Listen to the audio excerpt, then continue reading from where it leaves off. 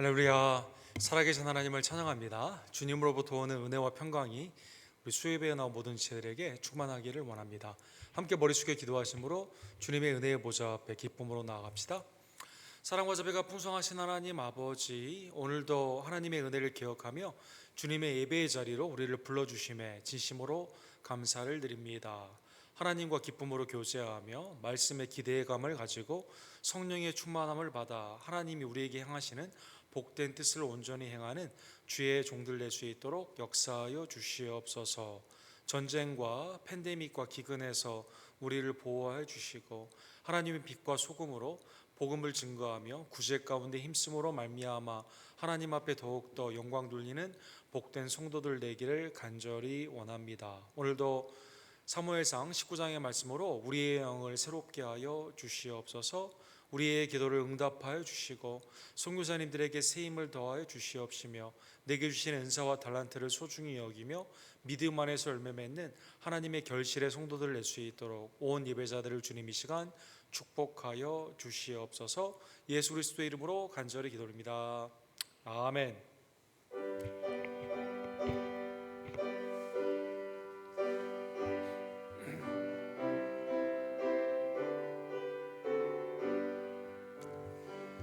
주 안에 있는 나에게 단 근심이 있으랴.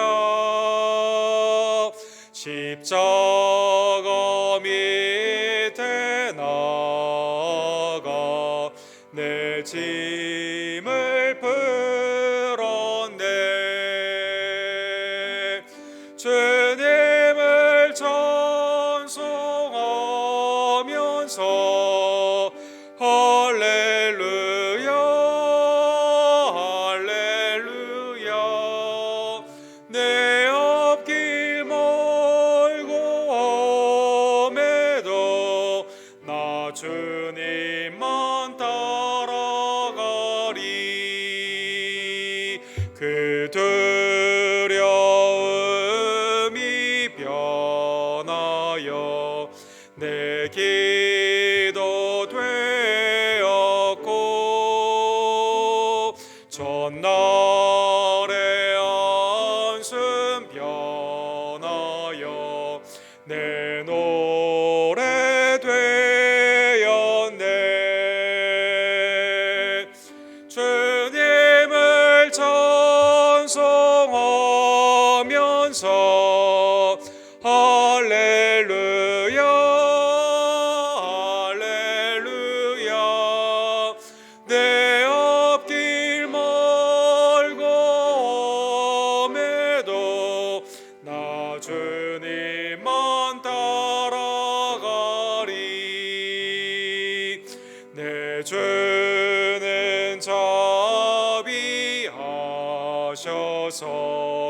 늘 함께 계시고 내 궁핍함을 아시고 늘 채워주시네.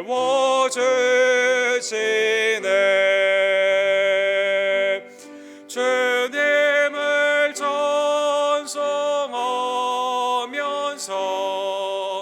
할렐루야 할렐루야. 내 앞길 멀고 험해도 나 주님만 따라가리. 내 죄와 맺은 언약은 영불변하시니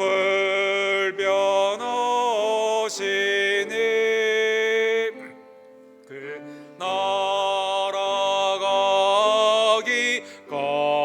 날아가기까지는 늘 보시네. 주님을 찬송하면서 할렐루야 할렐루야. 내 앞길 멀고 나 주님만 다 주님을 찬송하면서 주님을 찬송하면서 할렐루야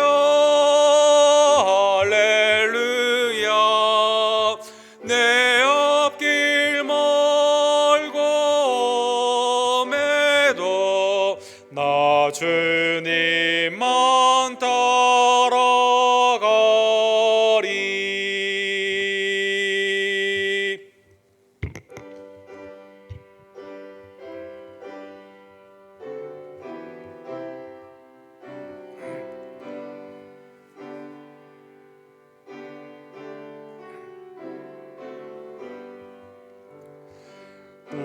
우리는 주님을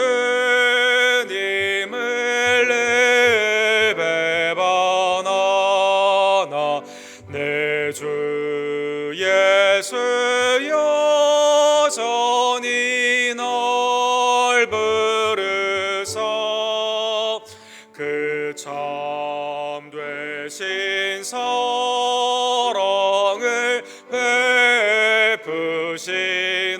베푸시나니 내 형제여 주님을 곧 따르라. 주 날 위해 비네 주 날 위해 비네 주 날 위해 비네 항상 비시네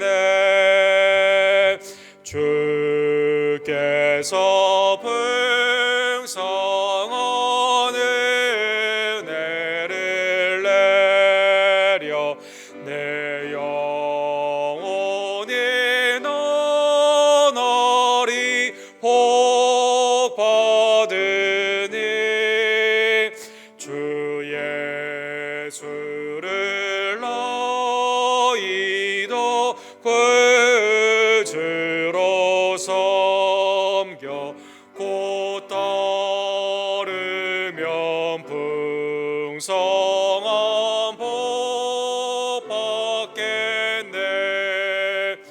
주 날 위해 비네 주 날 위해 비네 주 날 위해 비네 항상 비시네 무거운 짐 지고 애타는 인생 주 예수께 돌아오고 쉬어라. 내 주 예수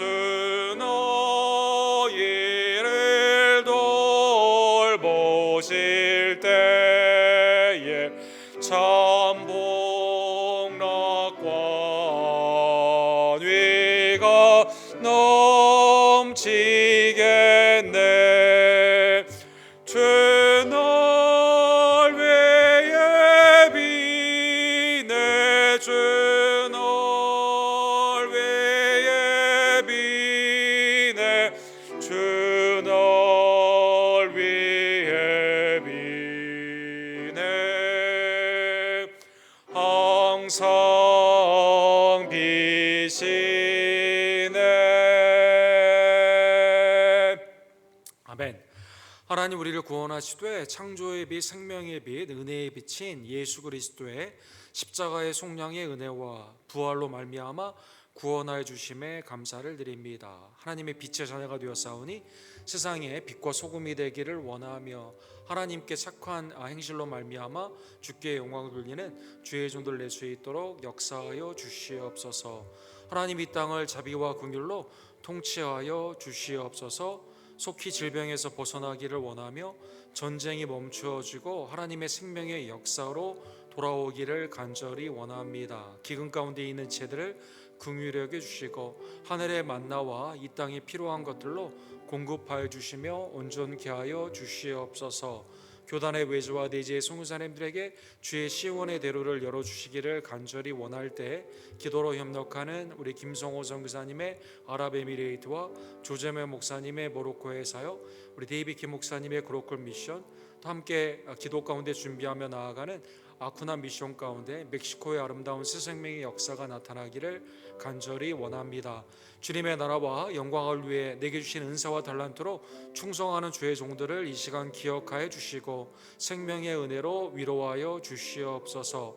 각 손과 선교회가 모이게 힘쓰기를 간절히 원하며 하나님의 은혜의 말씀과 기도로 왕성케 되며 우리의 삶 가운데는 생명의 열매와 그리스도를 향한 아름다운 전도와 의와 평강의 열매가 나타날 수 있도록 하나님 역사하여 주시옵소서. 이서모 목사님, 또 황규 형제, 이희주 권사님, 또 신현아 집사님, 조기호 집사님, 이분이 어머니, 이수연 자매님, 또 하나님의 은혜 가운데 주님을 믿고 바라보는 온전한 지혜들 주님 이 시간 낫게 하여 주시고 강건케 하여 주시옵소서.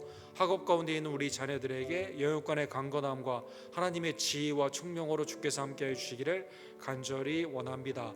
하나님, 오늘도 예배의 자리를 잊지 아니하며 주님 앞에 나와 기도와 말씀과 찬양으로 예배하는 모든 종들의 믿음의 소원을 연락하여 주시고 하늘의 신령한 것과 이 땅에 필요한 것들로 응답하여 주시옵소서. 주여 삼차 우리 교회 찍어 주께 나갑시다.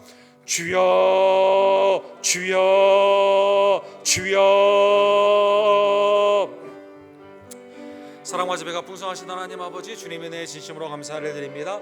우리를 구원하시되 독생자 예수 그리스도의 그 은혜의 생명 십자가와 부활의 은총으로 우리를 구원하여 주시고 하나님을 향한 생명과 은혜와 빛 가운데 우리를 써주시고 인도하여 주심에 진심으로 감사를 드립니다.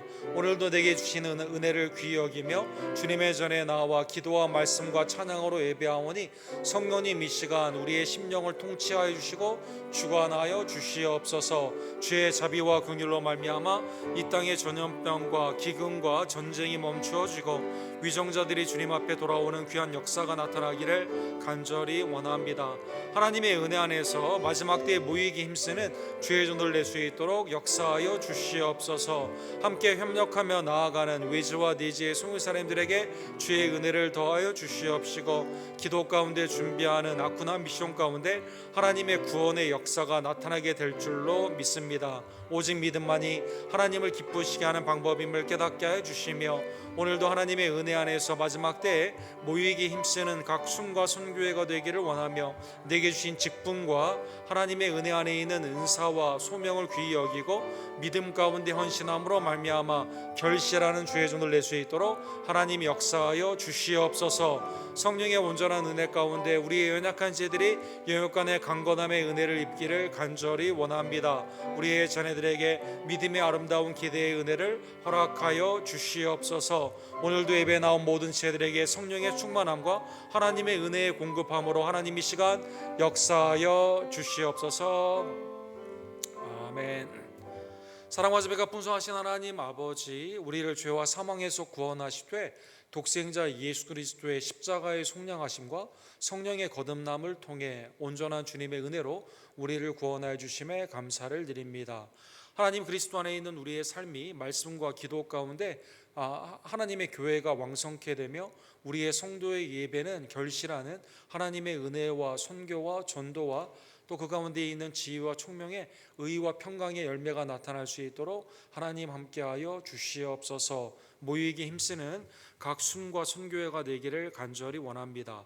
내게 주신 은사와 달란트와 직분 가운데 주님을 위해 힘써 일하는 주의 종들을 이 시간 기억하여 주시고 하나님의 신령한 은혜로 위로하여 주시옵소서. 오늘도 3일밤 예배 가운데 주님의 영광을 찬양과 기도 가운데 높여드리며 주의 말씀에 순종함으로 말씀의 기대를 가지고 나아가기를 원하오니 우리의 예배를 연락하여 주시며 하나님의 영원한 말씀으로 우리의 영을 수송케 하여 주시옵소서. 예배의 시청일관을 온전히 주님 앞에 부탁드리며 살아 역사하시는 예수 그리스도의 이름으로 간절히 기도드립니다. 아멘. 하나님의 은혜의 말씀은 오늘은 사무엘상 제19장 사무엘상 강의 24번째 시간으로 19장 18절에서 24절 다윗이 라마로 도피하는 그 하나님의 은혜의 말씀을 상고하기를 원합니다. 한 절씩 함께 교독합시다.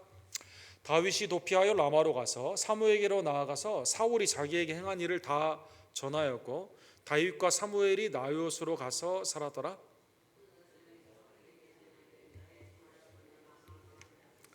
사울이 다윗을 잡으러 전령들을 보냈더니 그들이 선지자 무리가 예언하는 것과 사무엘이 그들의 수령으로 선 것을 볼 때에 하나님의 영이 사울의 전령들에게 임함에 그들도 예언한지라.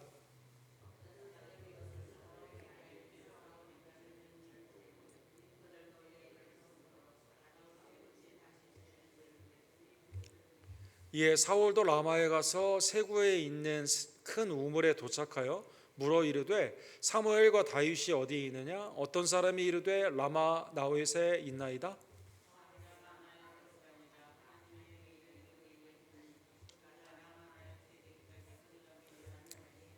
같이 읽겠습니다. 그가 또 그의 옷을 벗고 사무엘 앞에서 예언을 하며 하루 밤낮을 벗은 몸으로 누웠더라. 그러므로 속담에 이르기를 사울도 선지자 중에 있느냐 하니라. 아멘. 오늘 사울과 다윗의 극단적인 대비가 있는 하나님의 은혜의 말씀을 상고하기를 원합니다. 이 러시아가 우크라이나를 침공한 지 이제 6개월이 넘어가는 가운데 이 전세가 우크라이나가 옛날에 그 빼앗겼던 땅들을 조금씩 이렇게 역전을 하면서 다시 차지하는 모습 가운데 공교롭게 오늘 이 두 지도자가 연설을 하게 되었습니다. 오른쪽에 있는 우리가 잘 아는 그 젤렌스키 우크라이나 대통령은 유엔에서 오늘 그 연설을 했죠. 우크라이나에 있기 때문에 화상으로 했는데 이 전쟁이 지금 누구도 전쟁을 원치 않지만 이 푸틴으로 말미암아 있는 전쟁 가운데 우리 당신들이 좀 도와주면 이 전쟁을 잘 마무리할 수 있을 것 같다. 이 도움을 청하는 그러한 연설을 하고 이 전 세계가 핵의 위험 가운데 이렇게 있고 전쟁이 지속되면 지속될수록 많은 사람들이 이렇게 피해자가 나고 있는데 하나의 가치, 그렇죠? 그 폭군이 아닌 민주주의의 가치를 향해서 도와달라고 이렇게 연설을 하게 되었습니다. 푸틴도 오늘 연설을 했는데요. 연설이 이제 몇 번 연기가 됐다가 연설을 하게 되었는데 연설의 내용은 전쟁을 빨리 끝내기 위해서 예비군들을 동원하는데 이제 그 우크라이나의 전쟁 가운데 예비군들로 이제 징집을 하게 되는데 이 동원 가운데 좀 참여해 달라 이러한 연설을 하게 되었습니다. 우리나라도 예비군 제도가 있잖아요. 그래서 예비군이 이제 발동이 되게 되면서 전쟁을 맞추기 위한 다급한 푸틴의 그 모습이 좀 나타나게 되고 또 이 전쟁의 강제 동원 가운데 나아가지 아니하면 그 페널티를 많이 물게 될 테니까 여기에 동원을 징집되었을 때 바로 너희는 전쟁에 나와라 이렇게 말을 하는 것을 보았습니다. 이 다른 소식통에 보게 되니까 러시아에 있는 많은 예비군의 징집 대상에 있는 사람들이 해외로 그래서 막 지금 탈출을 하고 있다는 모습을 보았습니다. 이 두 명의 지도자 이 전쟁 가운데 하나는 가치를 위해서 하나는 자기의 욕심을 위해서 하게 되는 한 사람으로 말미암아 푸틴 한 사람으로 말미암아 전 세계에 수많은 사람들이 이 고통을 받고 있는데 특별히 이제 교회를 통해서 푸틴이 이 러시아 종교를 통해서 이게 하나님의 성전이라고 말을 하면서 악하게 이걸 이용하는 상황 가운데 하나님의 주권적인 개입과 이게 빨리 종전이 됨으로 말미암아 그 하나님의 은혜 가운데 있는 우크라이나의 회복과 전 세계 회복이 있기를 기도하는 바입니다. 교단에서도 이 구제가 지금 많이 이루어지고 있는 상황 가운데 손길이 많이 필요하다라는 편지를 거의 매일 이렇게 받게 되는데요.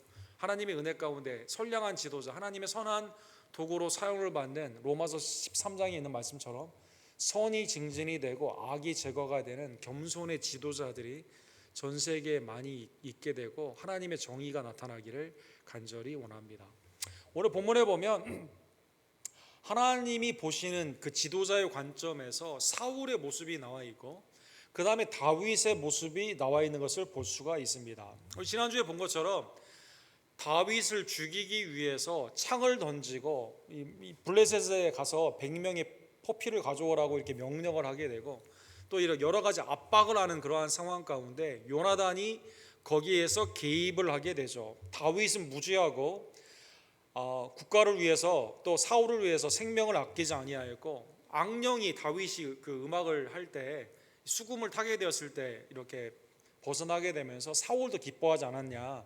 이스라엘의 구원자가 되는 다윗을 죽이는 것은 하나님 앞에서 온전한 것이 아니다 라고 이렇게 말을 하게 됩니다. 그래서 여호와께서 살아계심을 두고 맹세하거니와 그가 죽임을 당하지 아니하리라. 이 말을 들었던 아버지 사울이 요나단의 말을 일시적으로 들어요. 특별히 무죄한 피를 흘리지 않아야 된다라고 하는 하나님의 말씀의 인용이 있게 되었을 때 내가 결단코 죽이지 아니하리라 라고 약속을 하여 줍니다. 그래서 다윗이 다시 사울 왕 앞에 오게 되죠. 그리고 또 전쟁에 나아가서 공과를 이렇게 올리게 됩니다. 사울이 이렇게 잠깐 다윗을 이렇게 살려두는 자기가 죽이지 않겠다고 약속한 이것이 오래 가지 않았습니다. 오늘 본문에 보면 그래서 19장 후반부에 보게 되면 다시 다윗을 죽이기 위해 창을 또 던지게 되는 것이죠. 18장에서도 다윗을 벽에 박으리라 악령 가운데 이제 그 일을 향하지 않았습니까? 오늘 9절과 10절에서도 마찬가지로 악령이 씌워서 이제 다윗을 죽이기를 원하는, 그래서 창을 던지게 되는 것이죠. 이때 사울이 단창으로 다윗을 벽에 박으려 하였으나 그는 사울의 앞으로 피하고 사울의 창은 벽에 박힌지라 다윗이 그 밤에 도피하였다, 이렇게 나와 있습니다. 전에는 이제 수금을 타게 되면 악령이 벗어나게 되었는데 이 빨리 회개를 하지 않고 하나님의 뜻이 아니라 계속 악한 일 가운데 다윗을 죽이기 위해서 부하들을 시킵니다. 자기가 직접 죽이려고 합니다. 아예 모사를 꾸밉니다. 계속 악한 일 가운데 나아가게 되었을 때는요, 이제 더 이상 악령에서 벗어나지 못하고 수금으로도 되지 않는 거죠. 그래서 다윗을 이렇게 죽이려고 하는 가운데 다윗이 밤에 급히 이렇게 피하게 됩니다. 다윗이 어디에 피했을까요? 이제 사울이 다윗을 자기의 딸 미갈이 사랑하는 것을 보게 되면서 이제 이 다윗을 주지 않습니까? 특별히 블레셋에 있는 100명을 죽이라고 그랬는데 200명을 죽이죠. 그래서 이 남자의 포피를 가져다가 사울에게 주게 되었을 때 미갈과 결혼을 하게 되었는데 11절과 12절에 보면 그래서 미갈에 있는 자기의 신혼집으로 이렇게 들어가게 됩니다. 거기에서 다윗이 미갈에게 이렇게 말을 하죠. 내가 이렇게 여차에 차에서 지금 죽음을 당하는 위치에 있게 되었다라고 하게 되었을 때 미갈이 이야기를 듣고 당신이 이 밤에 당신의 생명을 구하지 아니하면 내일의 죽임을 당하리라. 아버지를 워낙 잘 알기 때문에 미갈이 빨리 피해야 된다라고 하게 되면서 미갈이 다윗을 창에서 달아내리며 그가 피하여 도망하니라. 이 밖으로 줄을 내 가지고요, 이렇게 다윗이 그 줄을 타고 내려가면서 피하게 된 것이죠. 여러분, 이 사건은 마치 여리고성에 갔던 그 이스라엘의 스파이들이 라합의 도움을 받아서 벗어난 그것과 상당히 비슷합니다. 그 하나님의 은혜 가운데 이 기생이었던 라합의 집에 가게 되었을 때 상천하지의 하나님이 유일하신 하나님이시기 때문에 우리가 너희의 소식을 듣고 간장이 녹았다 그러면서 하나님 편을 그가 들게 되죠. 그래서 하나님의 은혜 가운데 이제 그 라합을 통해서 구원함을 받게 되죠. 그리고 줄을 내리는 사건이 여호수아 2장 15절에 있죠. 라합이 그들을 창문에서 줄로 달아내리니 그의 집이 성벽 위에 있으므로 그가 성벽 위에 거주하였습니다. 이 나중에 이제 오게 되었을 때 어디로 갔냐 하니까 다른 편도로 맞이하게 됩니다. 그리고 여리고성이 무너지게 되었을 때는 이 줄이 어떤 줄로 되죠? 레드 코드, 빨간색 줄을 내림으로 말미암아 여리고성은 무너지지만 라합은, 그 가족은 이 믿음으로 구원을 받게 됩니다. 그리고 라합이 메시아의 예수님의 계보에 이렇게 들어오게 되는 것이죠. 그것처럼 다윗의 아내 미갈이 이게 아버지 편을 든 게 아니에요. 국가의 명령을 듣는 게 아닙니다. 사랑하는 남편, 이게 무죄한 다윗이 하나님의 기름 부음을 받은 하나님의 왕임을 알고 믿음 가운데 줄을 내려 이렇게 피하게 되는 것입니다. 사울이 이제 미갈의 집, 그러니까 자기의 사위죠, 다윗을 죽이기 위해서 사람들을 보냈는데 거기에 보면 이제 그라빔, 조그마한 이 우상들을 거기에 놓게 되면서 알고 보니까 다윗인 줄 알았는데 다윗은 없고 벌써 도망가게 됩니다. 그래서 이러한 배경 가운데 사울이 미갈에게 가게 됩니다. 17절에 보면 사울이 미갈에게 이르되 너는 어찌하여 이처럼 나를 속여 내 대적을 놓아 피하게 하였느냐. 그래서 미갈은 믿음 가운데 한 거예요. 그런데 이 가정 가운데는 아버지 말에 불순종한 거고, 국가적으로 보았을 때는 다윗을 체포하라는 명령 가운데 이것을 속인 거예요. 그럼에도 불구하고 미갈이 사울에게 이렇게 하라 합니다. 그가 내게 이르기를 나를 놓아 가게 하라. 어찌하여 나로 너를 죽이게 하겠느냐 하더이다. 거짓말을 통해서 이제 아버지가 다윗을 죽이려고 하는 그때 이제 거짓말을 통해서 다윗을 이제 피하게 하는 이 모습이 나와 있습니다. 사무엘상 18장 28절과 29절에 보면 사울이 딸 미갈과 다윗에 대한 이 복잡한 이 필링, 감정이 여기에 나와 있는데요. 여호와께서 다윗과 함께 계심을 사울이 보고 알았고 사울의 딸 미갈도 그를 사랑하므로 사울이 다윗을 더욱더욱 두려워하여 평생의 다윗의 대적이 되니라. 이렇게 되어 있습니다. 여기 보면 하나님이 다윗과 함께 있는 것을 알았고 그 다음에 엔드로 되어 있어요. 딸 미갈도 그를 사랑하므로 이렇게 되어 있습니다. 아버지의 입장에서 자 일단 다윗이 죽인 사람이 만만이고 사울은 죽인 사람이 천천이다. 이게 질투와 이게 지금 마음 가운데 이 악한 감정이 있지 않습니까? 그런데 하나님이 그에게 있는 걸 그도 알아요. 사무엘을 통해서 자기는 이제 폐위가 되고 하나님의 마음에 합한 자가 기름 부음을 받는다고 이렇게 쓰임을 받는다고 하게 되는데 이미 그것은 다 알려진 사실입니다. 골리앗을 이겼어요. 사람들로 하여금 또 수금을 타면서 나에게는 그 상쾌한 마음을 줍니다. 사람들이나 부하들이나 자기의 아들 요나단, 더 나아가서 자기 딸도 다윗을 사랑하는 겁니다.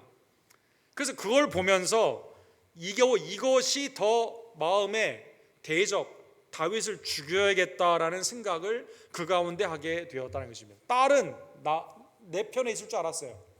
근데 딸까지도, 요나단뿐만 아니라 딸까지도 이 다윗을 사랑하게 되면서 이걸 이제 이 트랩을 놓죠. 이 덫을 놓지 않습니까? 블레셋의 남자의 100명이 포필을 가져오라고 그러는데 그걸 또 가서 다윗이 승리해서 오지 않습니까? 2배나 200명을 죽여가지고 오지 않습니까? 하나님이 그와 함께 있는 걸 너무 분명하게 보기 때문에 딸도 좋아하기 때문에 어쩔 수 없이 결혼을 시켜주게 되는데 어쨌든 여기에 보면 평생의 다윗의 대적이 되었다. 18장에 그 언급이 나와 있는데요. 여기처럼 아닌 게 아니라 딸이 누구 편을 들어요? 아버지 편을 드는 게 아니라 다윗의 편을 드는 거죠. 왜 딸이 그렇게 했습니까? 딸은 아버지와의 관계가 아니라 믿음 가운데 다윗을 이렇게 살려주게 된 것이죠. 그래서 오늘 본문에 보면 다윗이 18절에 보면 도피하여 라마로 가게 됩니다. 라마는 여러분 잘 아시는 것처럼 사무엘의 고향 아닙니까? 여기에 가서 사무엘과 함께 여차여차해서 이런 일이 있었습니다라고 말을 하여 주게 되는 거죠. 사무엘은 놀랍지 않죠. 순종하지 아니하며 하나님이 아니라 자기의 교만 가운데 나아가던 말씀도 제사도 또 백성들도 사랑하지 않는 그 사울의 마음을 이미 알고 있었기 때문에 놀랄 일이 아닙니다. 거기에서 다윗과 사무엘이 나옳, 이 라마와 거의 같은 지역인데 여기에 가서 이제 기거를 하게 됩니다. 사무엘하 22장 3절에 보면 사랑하는 성도 여러분, 지금 요나단을 통해서 도움을 받죠. 미갈을 통해서 도움을 받습니다. 사무엘을 통해서 지금 도움을 받습니다. 다윗이 사무엘하 22장 3절에 보면 이러한 하나님께서 자기를 도와주시는 하나님이 피난처가 되셔서 많은 사람들에게 나중에는 또 누구에게 도움을 받죠? 블레셋에게 또 도움을 받지 않습니까? 아둘람의 공동체에서 도움을 받습니다. 또 나중에는 누구에게 도움을 받습니까? 하나님의 은혜에서 압살롬이 쫓겨되었을 때 제사장들이 또 도와주지 않습니까? 하나님의 이 놀라우신 은혜의 공급함을 경험한 다윗이 이렇게 고백합니다. 내가 피할 나의 반석의 하나님이시오, 나의 방패시오, 나의 구원의 뿌리시오, 나의 높은 망대시오, 그에게 피할 나의 피난처시오, 나의 구원주시라, 나를 폭력에서 구원하셨느니라. 그렇죠? 누구의 폭력이에요? 사울의 폭력이죠. 나중에 그 인생의 후기에서는 압살롬의 폭력에서 하나님이 구원하셨죠. 하나님이 기름 부음을 받은 다윗에게 돕는 자를 붙여주셔서, 그래서 요나단, 나를 죽이려고 하는 사울의 아들이에요. 미갈, 아내이지만 나를 죽이려고 하는 사울의 딸이에요. 하나님의 은혜 가운데 이 경험으로 하나님의 놀라운 은신처가 되며 피할 곳이 되는, 폭군으로부터 구원을 하는 하나님께 찬미를 이렇게 하는 것을 보게 되는데, 하나님께서 이 놀라운 은혜로 돕는 자를 붙여주셔서 사울 가운데 이제 라마와 니못에 이제 거하게 된 것입니다. 자, 이제 거기에 있게 되었을 때 어떤 사람들이 다윗이 거기 있는 거 봤습니다 라고 고자질을 하게 됩니다. 그래서 사울이 다윗을 잡으려고 20절에 보면 전령들을 보내게 됩니다. 근데 오늘 본문의 20절에서 21절에 보면 굉장히 특이한 사건이 오늘 본문에 나와 있습니다. 자, 이제 사무엘은 선지자의 무리의 대장이에요. 아마 라마와 나봇에 있는 그곳에서 선지자들이 다 사무엘 수하 아래서 많이 배웠던 것 같습니다. 엘리야와 엘리사 밑에 선지 생도가 있었던 것처럼 오늘 본문에 보면 선지자의 무리라고 이렇게 되어 있는데요, 하나님의 은혜 안에서 거기에서 공동체 생활을 하고 있었던 것 같습니다. 자, 전령을 보냈어요. 다윗을 잡아오기 위해서 전령이 간 겁니다. 그런데 오늘 본문에 보면 그들이 선지자 무리가 예언하는 것과 사무엘이 그들의 수령으로 선 것을 볼 때, 자, 사무엘은 대장처럼 선지자의 대표처럼 여기 지금 서 있고 무리들이 이 가운데 있는데 다 지금 예언을 하고 있습니다. 나비라는 단어가 나와 있죠. 예언을 하고 있는 이 장면이 나와 있는데 하나님의 영이 그 가운데서 예언을 하고 있는 선지자에 있는 하나님의 영이 전령들에게 오늘 본문에 보면 강림했다, 임했다라고 되어 있습니다. 그래서 전령들도 예언을 하게 되는 겁니다. 오늘 본문에 나오는 예언이라는 단어는 하나님께 송축한다라는 경배의 단어로 사용도 되기도 하고 하나님의 말씀을 대언한다라는 그러한 말씀, 선포적인 의미로 이렇게 쓰임을 받는데, 그래서 구약에 있는 선지자들이 하나님의 뜻을 과거, 현재, 미래 가운데 이제 말을 하지 않습니까? 선포하는 그 내용이 나와 있는데 이 예언의 영이, 성령이 사무엘에게 임했어요. 사무엘을 중심으로 한 선지자들에게 임했습니다. 근데 놀랍게도 거기에 간 전령들 1차 갔어요. 성령이 임해서 예언을 같이 합니다. 2차 갔습니다. 또 하나님의 영이 임해서 또 예언을 합니다. 3차 갔습니다. 다 가서 예언을 하게 되었다는 것입니다. 놀라운 역사죠, 사랑하는 여러분. 다 거기에 있는 사람들, 부름받은 사람들이 다 그 가운데 예언을 했다는 것입니다. 비슷한 사건이 민수기 11장을 보면 좀 생각해 볼 수가 있죠. 하나님의 영이 이제 모세를 중심으로 하여 장로들, 70인의 장로들이 모임을 갖게 되었을 때 하나님의 영이 그 가운데 강림을 하게 됩니다. 그래서 다 예언을 하는 사건이 나와 있습니다. 이 가운데 다 나오라고 했는데 나오지 않은 엘닷과 메닷이라는 사람이 있었어요. 근데 이 사람들은 나오지 않았고 진에 그냥 있었거든요. 나오지 않고 진에 있었는데 그 사람들에게도 성령이 임해서 예언을 하는 겁니다. 사랑하는 여러분.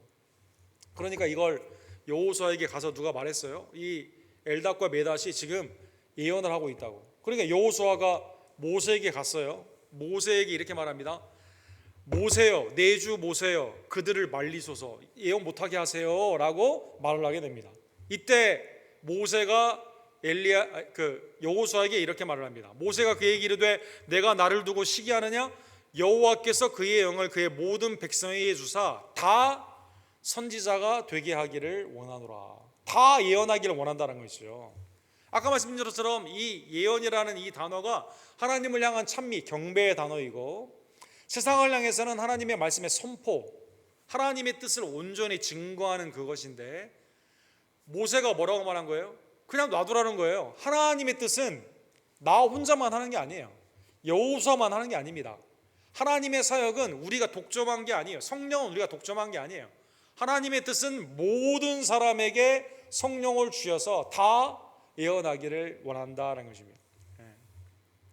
요엘 2장 23절에 보면, 사도행전 2장에 보면 이게 120명의 성도들이 성령의 강림하심으로 하나님의 대사를 다 알아들을 수 있는 방언 가운데, 그러니까 선포니까 예언과 비슷한 거죠. 방언하라는 그 내용을 해석을 할 때 술 취한 게 아니라 성령이 그들에게 요엘에게 증거한 그 말씀이 성취되었다 이렇게 말하죠. 요엘서 2장에 보면 누구든지 여호와의 이름을 부르는 자는 구원을 얻으리니 이는 나 여호와의 말대로 시온산과 예루살렘에서 피할 자가 있을 것임이라.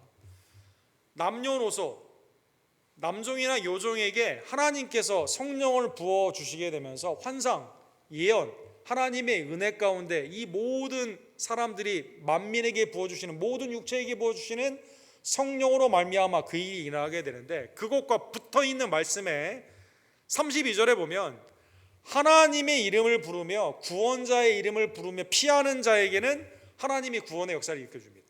그 다음에 어떻게 되어 있냐면 남은 자 중에 나 여호와의 부름을 받을 자가 있을 것임이라. 하나님의 은혜 가운데 멸망하는 이스라엘에서 하나님의 은혜 가운데 누구를 통해 구원의 역사가 일어나게 됩니까? 하나님의 영, 성령을 받은 자들을 통해 하나님의 놀라운 역사가 그 가운데 일어나게 된다는 것입니다. 자, 성령의 강림하심이 예언 가운데 모세 때의 예언이 되었고, 오늘 본문에 보면 사무엘 때 이렇게 성취가 되었고, 그 다음에 요엘을 통해 예언이 되며 사도행전 2장을 통해 오늘날 모든 성도에게 성령이 우리 가운데 강림하시는 구원의 역사로 일어나게 되는데, 그 비슷한 사건이 성령이 그 가운데 임함으로 말미암아. 자, 간 이유는 뭐예요? 간 이유는, 사랑하는 여러분, 간 이유는 체포하러 갔잖아요. 근데 성령이 임함으로 말미암아 나의 육신의 뜻이 소멸되게 되는 겁니다. 가서 선지자와 함께 하나님을 찬미하는 거예요. 하나님의 뜻을 선포하는 겁니다. 사랑하는 여러분, 놀라운 역사가 일어나게 되는 거죠. 다윗을 잡아오지 않아요, 사랑하는 여러분. 그래서 오늘 본문에 보면 23절과 24절에 보면 사울이 1차, 2차, 3차의 전령으로 가서 잡아오라고 하는데 안 잡아와요. 그러니까 이거 왜 안 잡아왔지? 성령이 임해서 지금 그 가운데서 예비하고 있거든요. 사울이 화가 나는 겁니다. 그래서 자기가 직접 갑니다. 사무엘 어디 있어? 다윗 어디 있어? 가니까 라마 나봇에 있습니다 라고 하니까 거기에 직접 갑니다. 근데 여기 더 놀라운 사건이 일어나게 됩니다. 하나님의 영이 누구에게도 임하게 됩니까? 사울에게도 임하게 됩니다. 놀라운 역사죠. 그가 라마 나봇에 이르기까지 걸어가며 예언을 하니. 자, 죽이려고 갔어요. 성령이 임함으로 말미암아 어떻게 된 거예요? 찬미하며 사람들 앞에서 모든 사람이 야, 사울도 선지자 중에 있나 보다 할 정도로, 다 할 정도로 하나님을 찬미합니다. 하나님의 말씀을 선포하며 갔다는 것입니다. 성령이 임한 사울은 지금 다윗을 잡으려고 아마 갑옷이나 무기를 가지고 갔겠죠. 근데 오늘 본문에 보면은요, 그가 또 그의 옷을 벗고 이렇게 되어 있습니다. 옷을 벗는다는 뜻은 뭐죠? 이게 수치를 드러내는 거거든요. 또 다윗의 입장에서는 무기를 내려놓는 그런 거죠. 수치, 나의 모든 걸 드러내는 겁니다. 사랑하는 여러분, 사무엘 앞에서 예언을 하며 하루 밤낮을 벗은 몸으로 누웠더라. 부끄러운지도 몰라요. 하나님의 영의 임함 가운데 내가 생각했던 정욕과 탐욕 가운데 있었던, 시기와 질투 가운데 있었던 죽이려고 하는 범죄의 마음이 사라지고 모든 게 다 벗겨지고, 사랑하는 여러분, 그 가운데서 예배하는 자로 나아가게 되는 것이죠. 그러므로 속담에 이르기를 사울도 선지자에게 있느니라. 이게 라마에 갈 때 처음에 사무엘을 만나러 갈 때도 하나님의 영이 그에게 임하지 않았습니까? 그것처럼 죽이려 갔던 그 목적이 성령의 은혜, 감동, 감화 가운데 이 모든 것이 사라지고 하나님을 찬미하며 그 가운데 나의 모든 것을 수치까지도 다 드러나게 되는, 그냥 완전히 드러나요 하루 한낮을 그 가운데 함께 있게 되는 그러한 역사로 일어나게 된 것이죠. 성령의 임하심의 문제가, 사랑하는 성도는 그러한 의미에서 뭘까요? 사울에게는 회개의 기회죠. 회개의 기회. 야, 내가 이렇게 죽이려고 했는데 하나님을 찬미하고 하나님의 말씀대로 살아야 되지. 회개해진 거죠. 또 하나님이 뭘 알려줍니까? 수치를 드러내게 되는 거죠. 옷을 벗는다는 뜻은 그 뜻 아닙니까? 나의 삶이 발가벗겨지는 그런 삶 가운데 죄인임을 드러내는 거거든요. 회개의 의미가 있습니다. 다윗에게는 무슨 의미가 있을까요? 다윗에게는 이 시간이 어떤 의미예요? 다른 것으로 피할 기회를 줍니다. 다음 주에 보겠지만 사무엘상 20장 1절에 보면 다윗이 라마 나윗에게서 도망가요. 요나단에게 이르되 내가 무엇을 하였으며 내 죄악이 무엇이며 내 아버지 앞에서 내가 무슨 죄를 내 죄가 무엇이기에 그가 내 생명을 찾느냐. 다윗에게는 어떤 거예요? 하나님이 피할 길을 허락하여 주셨다는 거죠. 또 하나 특이한 것은요, 오늘 본문에 보면 사무엘은 사울에 대해서 언급이 없습니다. 없습니다. 하나님의 은혜 가운데 다윗은 살려주시고 하나님의 은혜 가운데 사울에게는 죄를 드러나게 하시며 회개의 기회를 하나님이 주셨다는 것입니다. 사울은 회개했을까요? 회개하지 않았죠. 사랑하는 성도 여러분, 나중에 미갈과 관련되어 있는 중요한 사건들이 두 번 나옵니다. 사무엘상 25장에 보면, 자 이제 다윗을 죽이기 위해 사울이 자기의 지금 전임을 다 쏟고 있지 않습니까? 사울이 그의 딸 다윗의 아내 미갈을 갈림에 사는 라이스의 아들 발디에게 주었더라, 이렇게 되어 있습니다. 아니 결혼했거든요. 다윗의 아내거든요. 남자가 부모를 떠나 여자와 한 몸이 됐거든요. 그런데 사울은 무슨 생각을 하고 있는 거예요? 미갈에 대해서 미갈이 다윗을 사랑하는 것을 보면서 더 평생의 대적이 됐다고 그러지 않습니까? 나의 소유물로 생각하는 겁니다. 삼손의 그 아내 장인이 이렇게 한 것처럼 뺏어다가 다른 사람에게 준 거예요. 사랑하는 여러분, 사울이 하나님 앞에 결혼의 언약을 얼마나 소중히 여기지 않고 자기의 자녀를 자기의 소유물도 맘대로 하는 악한 왕임을 여기에 또 이렇게 드러나게 되는 거죠. 다윗은 다릅니다. 다윗은 이제 나중에 보게 되면 이제 암브렐이라는 그 장군이 이제 북이스라엘의 이비보셋과 함께 이제 그 북이스라엘의 사울의 넷째 아들이죠. 이 사람과 함께 북이스라엘이 11족속이 이제 다윗을 반대하게 되었을 때, 이때 이 다윗에게 하나에게 협상을 걸죠. 나를 잘 받아주면 내가 언약 가운데 그 11족속 너희한테 넘기겠다라는 협약을 이렇게 하려고 합니다. 이때 다윗이 조건이 딱 하나입니다. 조건이 뭔지 아세요? 사무엘하 3장 13절에 나와 있죠. 사무엘하 3장 13절에 보면 당시에 아직 사울 쪽에 있는 암므넬이라는 왕이 이스보벳이라는 사울의 넷째 왕 밑에 있어요. 근데 내가 11족속 내가 다 넘겨주겠다고 할 때 다윗이 다른 걸 요구하지 않고 이걸 말합니다. 다윗이 이르되 좋다, 내가 너와 언약을 맺거니와 내가 네게 한 가지 일을 요구하노니 나를 보러 올 때 우선 사울의 딸 미갈을 데리고 오라. 그리하지 아니하면 내 얼굴을 보지 못하리라. 조건이 뭐예요? 하나밖에 없습니다. 내 아내 데려오라. 내 아내 데려와라. 상손 여러분, 그 아내는 내가 블레셋 사람의 피를 그 100개 잡으라고 그래가지고 200명 죽여가지고 사울에게 줘가지고 사울이 나에게 언약 가운데 딸을 주어서 결혼한 거기 때문에 내 아내이기 때문에 지금 나라의 통합, 남쪽에는 유다 지파밖에 없어요. 다윗에게는 11지파는 저쪽이에요. 그런데 다윗이 이 중요한 언약의 협약 가운데 뭘 하기를 원해요? 아내의 언약, 결혼의 언약으로 회복시키는 한 조건만 그 가운데 걸었다는 것입니다. 그래서 이제 그 아내를 맞이하게 되면서 여기에서 나라가 통합이 되게 되는 겁니다. 자, 오늘 본문의 말씀을 깨달으면 하나님이 기뻐하시는 지도자는 누구일까요? 사랑하는 여러분, 하나님이 우리에게 원하시는 삶은 무엇일까요?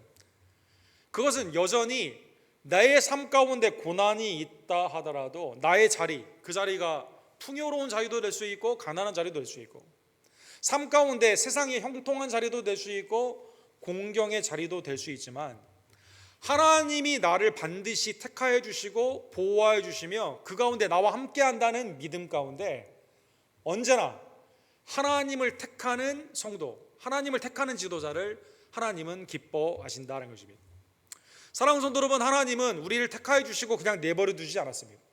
하나님은 우리를 영원한 안식처, 영원한 은신처, 영원한 거처가 되어 주셔서 필요할 때마다 우리를 보호해 주시고 우리의 길을 인도하여 주시며 하나님이 우리의 택하시는 그 은혜를 구원 가운데 반드시 완성하시는 하나님이시기 때문인 것입니다. 시편 91편에 보면 이렇게 고백이 되어 있습니다. 지존자의 은밀한 곳에 거주하며 전능자의 그늘 아래 사는 자여. 하나님의 은혜 가운데 성도는 어떠한 자예요? 지존자의 은밀한 곳, 전능자의 그늘 아래 우리가 있는 거죠. 14절에 보면 하나님이 이르시되 그가 나를 사랑한즉 내가 그를 건지리라. 그가 내 이름을 안즉 내가 그를 높이리라. 지존자와 전능자 안에 있는 구원받은 성도들은 어떤 특징이 있습니까? 하나님을 사랑하며 환난 때마다 하나님께 도움을 구하는 거죠. 원망과 불평이 아니라 하나님의 은혜 가운데 주님을 구하게 되었을 때 주님이 우리에게 안식처로 영원한 하나님의 은혜 가운데 보호하여 주신다는 것입니다. 바울 사도는 그의 마지막 유서와 같은 디모데후서 4장에 보면 마지막 부분이죠. 주께서 나를 모든 악한 일에서 건져내시고 또 그의 천국에 들어가도록 구원하시리니 그에게 영광이 세세 무궁토록 있을지어다. 아멘. 십자가의 사랑으로 우리를 구원해 주신 하나님, 부활의 은총으로 우리를 의롭다 칭해 주신 하나님은 시시때때로 우리를 구원해 줄 뿐만 아니라 궁극적으로 지금까지는 어떻게 하나님의 은혜로 보험을 받았는데 미래는 어떻게 될 거냐. 바울 사도가 뭐라고 말해요? 미래를 향해서 그의 천국에 들어가도록 구원하시리니, 마음의 확증 가운데 이렇게 고백하는 거예요. 전에도 그랬고 지금도 그렇고 미래도 우리를 구원 가운데 인도하여 주신다는 것입니다. 그래서 영원 무궁토록 하나님께 우리는 영광 돌리게 되는 것입니다. 성도를 보호하시는 하나님의 섭리에 감사하며 주님을 은신처로 삼는 주의 종들 되기를 간절히 원합니다. 두 번째로 하나 생각해 볼 수 있는 것은 다윗이 왜 이렇게 고난을 받는가? 하나님의 기름 부음을 받았기 때문에 그렇죠. 하나님께 합한 종으로 주님을 은신처로 삼기 때문에 그런 거죠. 사울이 왜 이렇게 핍박할까요? 하나님의 마음에 합하지 않고요, 세상에 속해 있고 자기의 정욕과 자기의 투기의 마음으로 시기하며 나아갈 때 이렇게 되는 거죠. 사랑하는 성도 여러분, 믿음 안에 있는 성도들에게는 고난이 이 세상 가운데 이상한 게 아니라 예상이 되는 것이다라는 것입니다.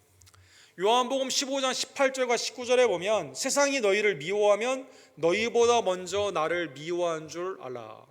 너희가 세상에 속하였다면 세상이 자기의 것을 사랑할 것이나 너희는 세상에 속한 자가 아니요. 그 다음 우리 다 같이 읽읍시다. 도리어 내가 너희를 세상에서 택하였기 때문에 세상이 너희를 미워하느니라.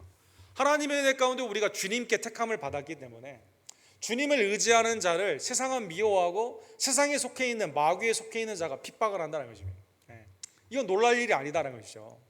그런데 이 가운데 누가 함께 하세요? 우리를 미워하는 게 아니라 우리를 택하시고 우리를 사랑하신 예수님을 미워하는 거기 때문에 이 가운데 주님이 함께 하시고 계시다는 것입니다. 빌립보서 1장 29절에 보면 하나님이 우리에게 은혜로 주신 것은 믿음으로 인한 구원인데 여기에는 뭐가 겸하여 있을까요? 우리 빌립보서 1장 29절 우리 맨 마지막에 돌아가겠습니다. 그리스도를 위하여 너희에게 은혜를 주신 것은 다만 그를 믿을 뿐 아니라 또한 그를 위하여 고난도 받게 하려 하심이라. 하나님이 여러분과 저에게 주신 구원의 은총 가운데 있는 믿음, 이거는 은혜로 우리에게 주신 거거든요. 구원을 받는 유일한 방편이거든요. 그런데 이 믿음의 삶 가운데는 뭐가 함께 있어요? 고난이 함께 있다는 것입니다. 다윗이 왜 이렇게 고난을 받을까요? 주님께 속해 있는 거죠. 주님이 택하였기 때문이죠. 하나님의 은혜 가운데 다윗을 쓰기를 원할 때 세상은 싫어하거든요. 마귀는 미혹하고 세상에 있는 권력들은 그를 핍박하지만 그러나 하나님이 그 가운데 함께 하시고 여러분과 저의 삶 가운데도 주님께 속해 있고 주님의 사랑을 받는 성도 가운데 믿음으로 사는 자에게는 고난이 반드시 함께 있음을 다시 한번 깨달으며 고난 가운데서도 오직 주님만을 의지하고 지존자와 전능자 되시는 그리스도 안에 온전히 머무는 주의 종들 되기를 간절히 원합니다. 기도합시다. 사랑과 자비가 풍성하신 하나님 아버지, 오늘도 3일밤 예배로 우리를 불러주시고 하나님의 은혜의 말씀으로 다윗이 핍박을 받지만 여러 도움을 통해서 하나님 안에서 보호함을 받게 하는 놀라운 은총을 보게 하심에 감사를 드립니다. 하나님 그리스도의 새 언약 가운데 우리를 하나님의 남종과 여종, 왕같은 제사장, 성도로 부름받게 하심에 감사를 드립니다. 하나님 믿음 안에 있는 이 은혜가 고난과 함께 있음을 늘 깨달으며 그러나 세상에서는 환난을 당하나 주님이 이미 이기셨기 때문에 그 안에서 주님만이 주시는 평강을 온전히 바라며 기대하며 주님을 택하며 주님 안에 거하는 하나님의 복된 종들 될 수 있도록 주여 역사하여 주시옵소서. 고난 가운데 있는 우리 성도님들을 주님 위로하여 주시옵시고 하나님의 은혜 안에서 온전히 주님만이 주시는 위로의 새 힘으로 모든 것을 믿음으로 이겨나가기를 간절히 원합니다. 고난 가운데 승리하는 우리 한독교회 모든 지체들로 이 시간 축복하여 주시옵소서. 예수 그리스도의 이름으로 간절히 기도드립니다. 아멘. 주신 말씀을 기억하시면서 212장 우리 함께 상드리도록 하겠습니다.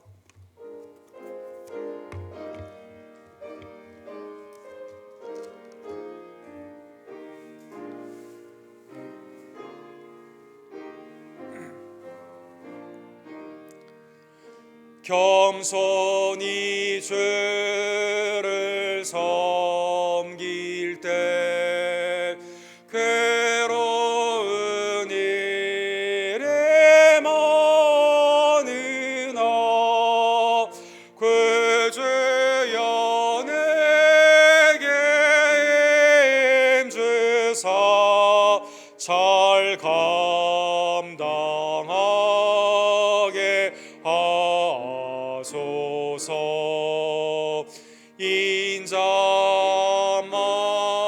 인자말을 가지고 사람을 감화시키며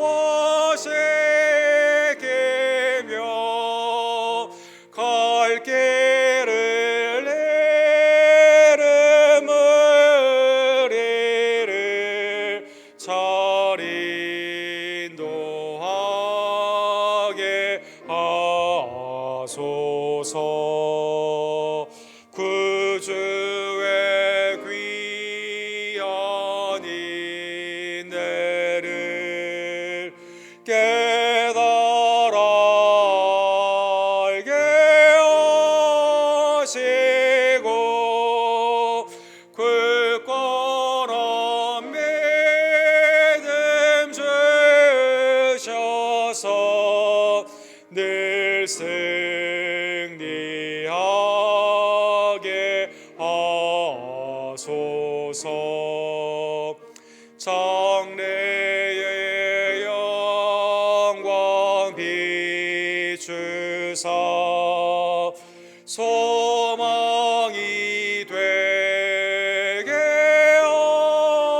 하소이고요. 그 주와 함께 살면서 참 평강 얻게 하소서. 다 같이 일어서서 축도로 예배를 마칩시다.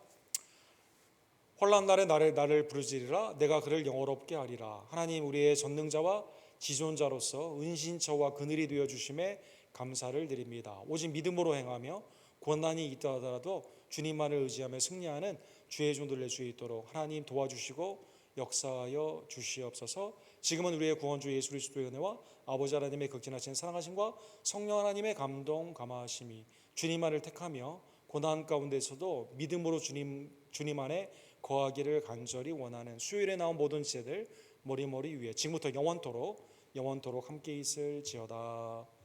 아멘.